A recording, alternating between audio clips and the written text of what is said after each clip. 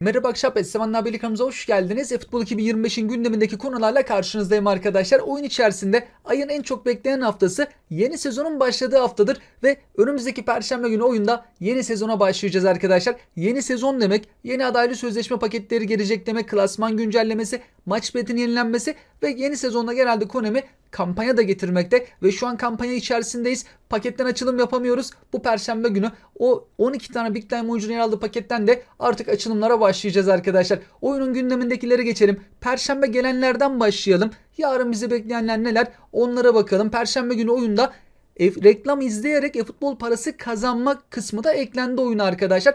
Daha önce iki farklı yerden hediyeler veriyordu Konami reklam izleyerek. Bir gelen kutusunda yine iki kere izleyerek orada az bir futbol parası, öğeler, GP'ler yer almaktaydı. Bir de Epic paketten açma hakkı vermekte reklam izleyerek. Ayrıca futbol parası satın aldığımız yere de günlük 10 futbol parası almamızı sağlayan iki tane reklam izleme bölümü eklediler. Her gün bunu yaparsak yılda 3600'ün az biraz üzerinde futbol parası kazanabiliriz. Tabi her gün reklam izlemek zor olabilir. Bir de şöyle bir durum var arkadaşlar. Bazen böyle hata da alınabiliyor. Benim de başıma geldi. Bir arkadaşım da mesaj attı. Dedi ki böyle bir hata alıyorum. Sonra baktım yedek hesaplarda ben de böyle denerken ben de almaya başladım. Defalarca deyince bazen düzeliyor arkadaşlar. Birkaç defa tekrar dene diyorum. Okey diyorum. Bir daha reklam izle diyorum. Düzeliyor. Bir keresinde bayağı bir denedim. Olmadı. Sonra ben çıktım. Unuttum. Ertesi gün girdim. Reklam izledim. Ertesi gün düzelmişti. Bununla ilgili sürekli hata alan arkadaşımız var mı? Yorumlarda belirtebilir. Ben de eğer bir çözüm yolu varsa bulup sizlerle paylaşmaya çalışırım arkadaşlar. Çok büyük bir futbol parası vermiyor Konami ama günlük 10 futbol parası buradan kazanabiliriz. Haftada 7 günde 70 futbol parası. Günlük girişlerden de 5. gün her gün oyuna giriyorsak 50 futbol parası 120. Pazartesi ve perşembe en az bir tane 50 futbol paralık etkinlik gelir. Haftada kampanya olmadığını düşünürsek 220 futbol parası. Gelen kutusunda da reklam izleyerek futbol parası çok az da olsa kazanılabiliyor ama onu hesaba katmazsak her şeyi yaptığımızda bir haftada 220 futbol parası çok değil, oyun içerisinde bu şekilde kazanabilmekteyiz. Bu kampanya bizler için önemli. Başlamıştı. Burada bazı şeyler önümüzdeki perşembe bitiyor arkadaşlar. Bir de perşembe günü başlayacaklar da var. Gol oldu da %50 daha fazla ilerliyoruz. Konami son kampanyalarda sürekli bunu getiriyor. 10 Temmuz'a kadar olacak dedi. Umarız 10 Temmuz'dan sonra da uzatırlar arkadaşlar. Oyuna sonradan başlayan arkadaşlarımız olabilir. Belki her gün oyuna giremeyen arkadaşlarımız olabilir. Gol oldu da geride olabilirler. En azından turları hızlı bir şekilde bitirelim. eFootball 2026'ya geçmeye de çok bir zaman kalmadı. eFootball 2026'da Konami turları sıfırlayacaktır. Geçen sene o şekilde yaptı. Birinci turdan tekrardan başladık. Hediyeleri falan değiştirmişti. Ama eğer yeni bir uzatma, yeni bir kampanya gelmezse bununla alakalı 10 Temmuz bu Perşembe'ye kadar %50 fazla ilerliyor. Daha sonra gol attığımızda 6 kaçırdığımızda 4 adım ilerlemeye devam edecek arkadaşlar. Bu kampanyanın önemli kısmı ise 12 tane Big Time oyuncunun yer aldığı paketten açma hakları. Şu an açamıyoruz. Onun içerisinde toplayabiliyoruz. 2 günde bir günlük girişlerden verilmekte. Hala da verilmeye devam ediyor arkadaşlar. Ayrıca görevlerden 11 tane, etkinlikten 2 tane, günlük girişten 7, toplamda 20 tane ücretsiz açma hakkı şu an biriktiriyoruz. Perşembeye kadar 20 taneyi biriktirmemiz lazım. Hani eksikleriniz varsa tamamlayabilirsiniz. Sadece günlük girişlerin eksikleri varsa, oyuna bir süre girmediyseniz onları geriye dönük alamıyoruz arkadaşlar. Ama görevlerde eksikler varsa onları alabiliriz. Konami 9 tane ismi açıkladı. En son Makalele ve Lampard'ı açıkladı. Daha önce açıklanan isimlere baktığımızda, hepsine baktığımızda 103 seviyeye kadar çıkan Ronaldinho, David Beckham var. Rijkaard'ın bu kartı, aslında her kartı Rijkaard'ın güzel olmakta. Savunması iyi. Fizikli bir isim. Van Nistelrooy, Forlan, Raul, Roberto Carlos, Makalele, Lampard, son 3 ismi de Perşembe günü açıklayacak ki Perşembe günü paketten de açılımlar gerçekleştirebileceğiz. Son güne bıraktı paketi. Pakette açılım yapacağımız zamana bıraktı o son 3 ismi. Oyunda çok güzel big time kartlar var. Messi, Mbappe gibi aktif olarak devam edenler var ama Konami aktif futbolcuları açıklamadı şu ana kadar. Hep futbolu bırakmış isimleri açıkladı. Maradona olsun, Zico, Romario, Eto'o, böyle çok iyi yüksek seviyeli isimler de var. Düşük seviyeli isimler de bulunmakta ve takımlardan genelde ikişer tane isim açıklıyor. Yorumlarda da bazı arkadaşlarımız bununla alakalı paylaşımlar yapmıştı. Mesela Milan'dan bir tane futbolcu var. Arsenal'dan hiçbir futbolcu yok. Arsenal oyun için önemli. Manchester United'dan 2 tane açıkladılar. Chelsea'den 2 tane. Real Madrid'den 2 tane. Barcelona'dan 1 tane. Belki diğer 3 ismin 2 tanesi Arsenal'dan, bir tane Barcelona'dan mı? Milan da önemli. Milan da burada eksik kaldı arkadaşlar. Arsenal, Milan, Barcelona'dan epikler belki Konami tercih edebilir. Sizler de yorum ve görüşlerinizi bizlerle paylaşabilirsiniz. Kampanyadan dolayı da 2 günde bir ücretsiz açma hakları veriliyor. Bugün de oyuna girdiğimizde bir tane ücretsiz açma hakkı verilmekte. Diğer son ücretsiz açma hakkı da Salı günü verilecek. Hani diyelim ki Salı giremediniz, Çarşamba da girdiğinizde alabilirsiniz ama Perşembeye kadar oyuna sürekli hatta girip bir de penaltımızı atarsak penaltıda da hızlı turları tamamlayabiliriz. Sonra Perşembe günü açılımları gerçekleştireceğiz. Pakette umarız az futbolcu vardır. Konami yoksa kampanya şu an iyi gitmiyor arkadaşlar. Bunlar çok büyük hediyeler değil. Futbol parası hediyeleri çok fazla yok. Garanti Big Time hediyesinden bahsetmediler. Şansa dayalı. Yani bu kampanya şimdilik sönük kaldı. Beklentileri çok karşılamadı. 10 Temmuz'dan sonra Konami'nin aslında yeni bir kampanya daha getirmesi lazım. Burada kalmaması lazım. Yani günlük girişleri daha da iyi bir şekilde getirmesi gerekiyor. Çok az futbol parası, çok az hediye verdiler. Pakette az isim varsa en azından birden fazla Big Time çıkarma şansımız olur. 10 Temmuz tarihi bizler için önemli arkadaşlar. Konami'den yeni açıklamalar gelecektir. 21 Temmuz'da kendi ülkesinde festivalle kutlayacak. 30. yıl dönümünü çok önemsiyorlar. Şu anki kampanyada açıkladıkları sönük kaldı, az kaldı. Yani umarız bu kampanyanın ikinci kısmı vardır.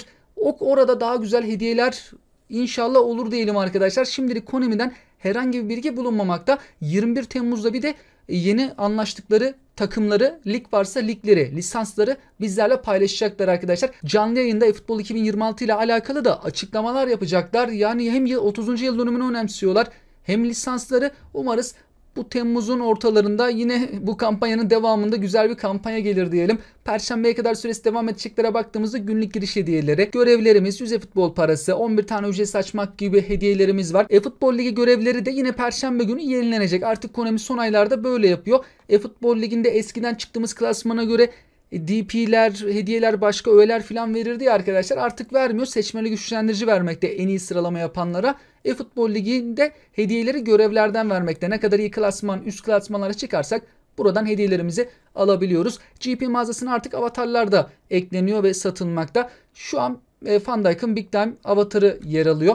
Forma 100 futbol parasına satılıyordu. Perşembeye kadar süre var. Keşke hani bedava ya da futbol puanına verselerdi.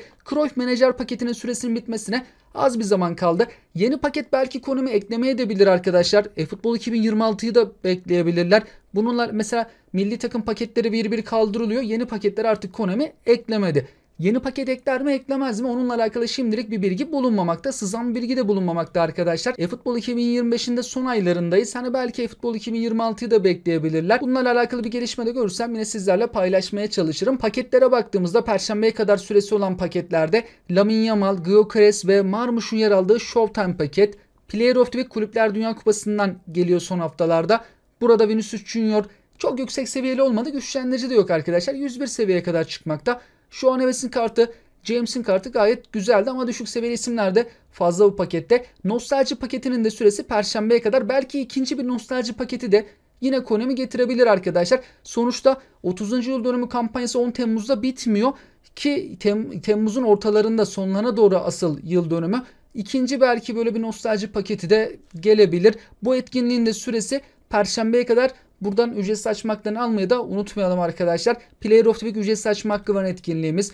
Bu mücadele etkinliğimiz, 50 futbol parası kazandığımız etkinlik, bunların Perşembeye kadar süresi bulunmakta. Ligime eklenen kiralık futbolculara baktığımızda Bebeto, Bergkamp gibi 2 tane epik futbolcu yer alıyor. Şu anki sezon Perşembe günü bittiği için klasmanlarda güncellenecek, aşağı doğru ineceğiz ve Konami geçen ay bir değişiklik yapmıştı.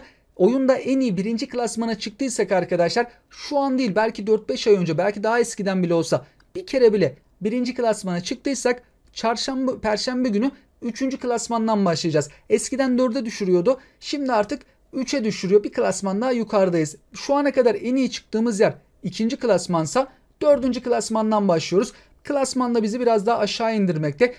Çok iyi sıralama yaptıysak, ilk 10.000'e de girdiysek seçmeli güçlendirici hediyeleri var. Adaylı sözleşmeler çok önemli. Şu anki adaylı sözleşme paketleri 4 tane. Perşembeye kadar süresi var. Perşembe günü yeni adaylı sözleşme paketleri gelecek. Oyuncular önceden sızmıyor arkadaşlar. Herhangi bir yerde de gördükleriniz tamamen o arkadaşların tahminleri, tasarımları diyebiliriz. Bu adaylı sözleşme paketleri Perşembe oyuna girdiğimizde anca gözükmekte. Erkenden hiçbir şekilde Konami açıklamamakta. Maç bileti de yenilenecek. Bazen Konami maç biletinde kampanya yapardı. Uzun süredir de maç biletinde bir kampanya yapmıyorlar. Eskiden %50 böyle indirim falan da yaparlardı. Aslında şu 30. yıl dönemi özel şurada bir kampanya yapsalar güzel olur. Burada aşağı tarafta Marquinhos yer alıyordu. Orta kısımda biraz daha düşük seviyeli isim. Perşembe günü aşağı ve orta kısma farklı futbolcular eklenecek. Oyunda bugün biteceklere baktığımızda pazartesi günü gelen Showtime paketin Big'den Van Dijk ve Showtime Bellingham'la De Jong'un yer aldığı paketin bugün son günü. Yarın sabah 5'te Türkiye saatiyle 5'te yeni paketler gelecek arkadaşlar. Klasik pazartesi etkinliklerinde bugün son günü, yine bu tarz yarın etkinliklerimiz olacak. Tur etkinliği ve 50 futbol parası etkinliğimiz, yarın yine bu şekilde 2 tane etkinliğimiz gelecek.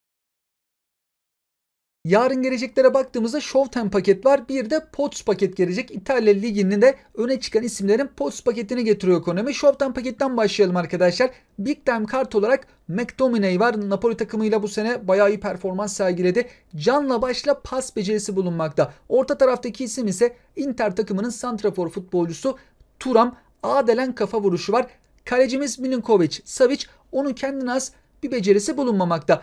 Bedava kaleciler hediye edildiğinde arkadaşlar orada kalecilere Konami yeni bir beceri eklemişti. Ve o beceri kendi yarı sahamızdaki savunma futbolcularının seviyelerini, özelliklerini arttırıyordu. Mesela bu kaleciyi ekleyebilirlerdi. Onu kullanmadı örneğin. Hazır böyle bir kaleci varken ekleseler iyi olabilirdi. Bu paketten yine Konami bir tane ücretsiz açma hakkı verecek. Kampanyadan dolayı pazartesi, perşembe gelen paketlerden ücretsiz açma hakkı vereceğim demişti. Yarın da yine bu paketten bir tane ücretsiz açma hakkı verilecek arkadaşlar. McTominay'in seviyesi FUP tarafından açıklandı. Yarın böyle bir kart bizleri beklemekte. Luis Roman menajeriyle 103.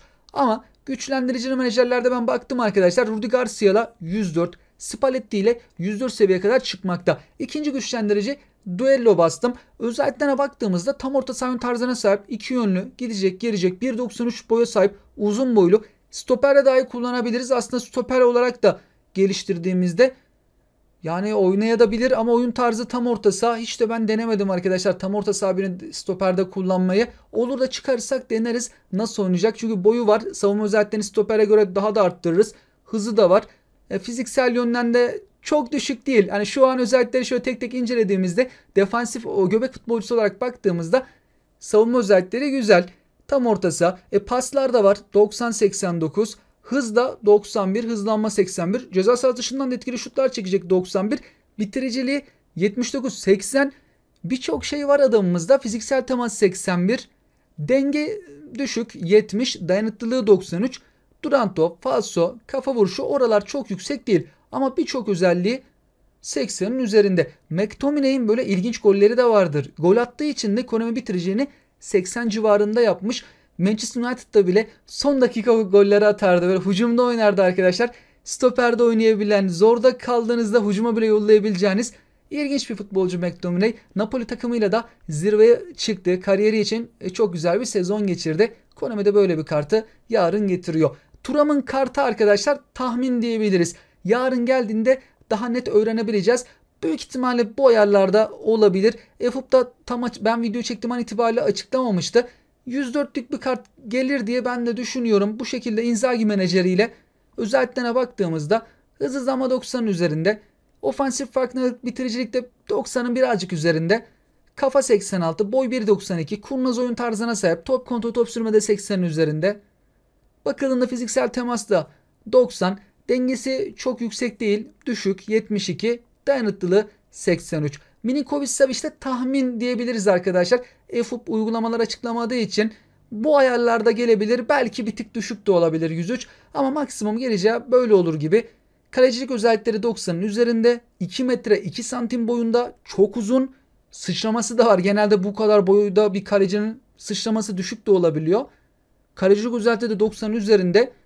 Çıkarırsak deneriz arkadaşlar nasıl performans gösteriyor acaba. Bir de İtalya Ligi'nde öne çıkan isimlerin kartları gelecek. Burada Pulisic 101 seviye, Barella 100, Lukaku 100, Zaccagni 100, Retegui 100. Seviyeler bu şekilde. En düşük seviyeli isimler de 97, 98 seviyeli isimler yer almakta. Bir de arkadaşlar oyunda bazı şeylerin sürelerinin bitmesine de az bir zaman kaldı. Geçen hafta da değinmiştik ama tarihi gösterememiştim. Mesela Drogba, birçok arkadaşımız da Drogba'yı hala çıkaramadı. Ben de birkaç ay önce çıkarmıştım. Bana da öyle erken gelmemişti. Bir kere geldi arkadaşlar. Daha sonrasında gelmedi de. Hiç gelmeyen arkadaşlarımız da var. Öyle bir şekilde getirdiler ki gelen oyuncu bir daha geldiği için hiç Drogba çıkaramayan arkadaşlarımız da olacak. Bir arkadaşımızın da güzel bir yorum vardı. Konami hiç Drogba çıkaramayanlara en sonunda bir Drogba hediye etmeli diye. Aslında öyle bir şey yapsa güzel olurdu. Bu diğer tarafta da gol oldu kısmından da ücretsiz açma hakkı elde ediyoruz ya arkadaşlar. 31 Temmuz tarihinde bitecek. Oyun için büyük güncellemeyi de Konami Ağustos-Eylül aralığında demişti. O büyük güncelleme ne zaman olacak açıklamadı. Belki Konami bunların süresini bir tık daha uzatır mı? Yoksa uzatmaz, artık kaldırır mı paketleri? Şimdilik bir açıklama yok. Temmuz ayına kadar süremiz var arkadaşlar. Ama Temmuz'un sonunda eFootball 2026 çıkacak dememişti Konami. Büyük güncelleme Ağustos-Eylül aralığında demişti. Bunların süreleriyle alakalı değişiklik yapıp yapmayacağını ilerleyen günlerde duyururlar arkadaşlar. Markette de bazı futbolcular güncelleniyor, transfer olan futbolcular, ama bizim takımlarımızda mesela transfer güncellemesi olmadı. Bunun da sebebi şu an Kulüpler Dünya Kupası var. Takımlar orada resmi maçlara çıkıyorlar. Transferler de forma giymekte. Onları Konami güncelliyor. Resmi maça çıkan isimleri hızlı bir şekilde oyunda da güncelliyorlar. Ama bizim transferlerimiz maçlara falan da çıkmadıkları için biraz daha bizde geç güncellenmekte arkadaşlar. Manchester City'den örnek verecek olursam sol bek futbolcusu Nuri ya da Cherki şu an Manchester City takımında gözükmekte. Ama bizim takımlara baktığımızda bizden giden futbolcular bile hala takımlarımızda gözüküyor. Son olarak geçtiğimiz günlerde bir trafik kazası sonucunda hayatını kaybeden, kardeşiyle birlikte hayatını kaybeden Jota için de Konami böyle bir mesaj yayınlamıştı arkadaşlar. Jota trafik kazası sonucunda hem kendisi hem de kardeşi hayatını kaybetti ve Konami de Jota ile alakalı marketten kaldıracağıyla alakalı, standart kartının marketten artık kaldırılacağıyla alakalı hem bir taziye mesajı hem de bir bilgi mesajı yayınladı. Vefat eden futbolcular olduğunda Konami hemen o hafta genelde oyuncuyu marketten de kaldırmakta. Siz de tüm bunlarla alakalı yorum ve görüşlerinizi bizlerle paylaşabilirsiniz arkadaşlar. Yeni gelişmeler oldukça karşınızda olmak dileğiyle. Sizlere şimdiden mutlu, sağlıklı, güzel bir hafta dilerim. Hoşça kalın.